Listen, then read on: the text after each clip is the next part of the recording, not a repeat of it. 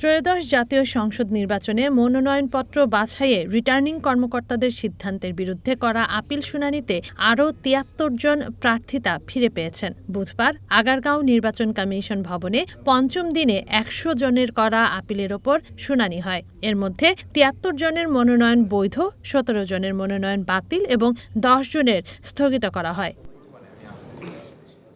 এর মধ্যে বৈধতা পাওয়া একাধিক প্রার্থীর মনোনয়ন বাতিল চেয়ে আবেদন করেন একই আসনের বেশ কজন প্রার্থী। এতে কুড়িগ্রাম-৪ আসনের বাংলাদেশ সুপ্রিম পার্টির প্রার্থী শেফালী বেগমের মনোনয়নের বৈধতা বাতিল করে কমিশন।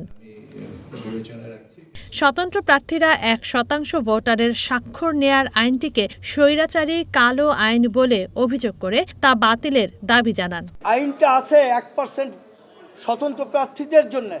এটা মনে করি যে একটা অবৈধ এবং স্বৈরশাসকের মতো এই আইনটা। আমরা এই 1% নিয়ে ইতিমধ্যে একটি রিভিউ আবেদন করেছি, যেটা অ্যাপিলেট ডিভিশনের শুনানির অপেক্ষায় রয়েছে।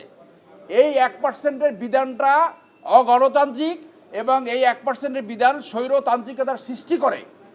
কোনো গণতান্ত্রিক দেশে এই 1%-এর বিধান থাকতে পারে না।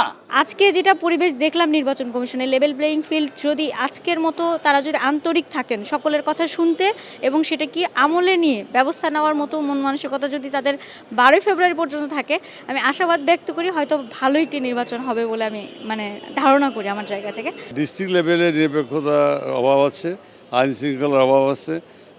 যদি প্রধান নির্বাচন কমিশনার ইচ্ছা করেন এবং তার কাছে আমাদের অনুরোধ জানাবো যাতে লেভেল প্লেইং ফিল্ড তৈরি করার জন্য এবং নির্বাচন নিরপেক্ষ এবং সুষ্ঠু করার জন্য।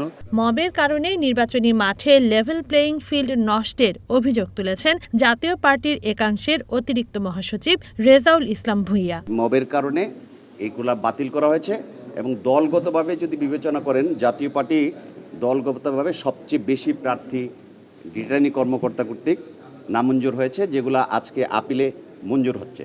আমরা মনে করি যে আগামী সংসদ নির্বাচনে একটি অবাধ, সুষ্ঠু এবং নিরপেক্ষ নির্বাচনের জন্য লেভেল প্লেইং ফিল্ড থাকা খুবই দরকার। নাহলে গণতান্ত্রিক যে যাত্রা শুরু হয়েছে, যে ট্রেনের যাত্রা করেছে, সেই ট্রেন লাইনচ্যুত হওয়ার সম্ভাবনা থাকবে।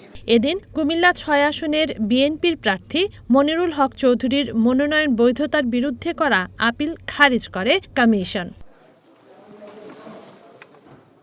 এদিকে বাহরাইনে 2 প্রবাসীর বাসা থেকে 490টি পোস্টাল ব্যালট উদ্ধারের বিষয়টি নিয়ে তদন্ত চলছে বলে জানান ইসি সচিব।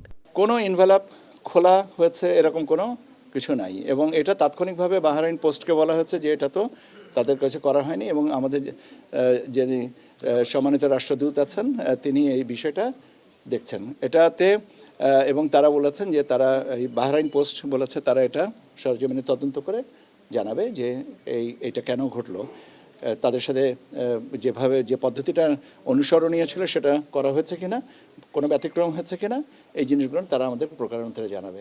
অন্যদিকে বাংলাদেশ খেলাফত মজলিস প্রার্থী ও দলটির মহাসচিব মামুনুল হকের বিরুদ্ধে নির্বাচনী আচরণবিধি লঙ্ঘনের অভিযোগ তুলেছে ইসি। নির্ধারিত সময়ের আগেই নির্বাচনী প্রচারণা চালানোয় ঢাকা 13 আসনের এই প্রার্থীকে কারণ দর্শানোর নোটিশ দিয়েছে কমিশন। মামুনুল হককে রিটার্নিং কর্মকর্তার কার্যালয়ে উপস্থিত হয়ে 17 জানুয়ারি এর ব্যাখ্যা দিতে বলা হয়েছে।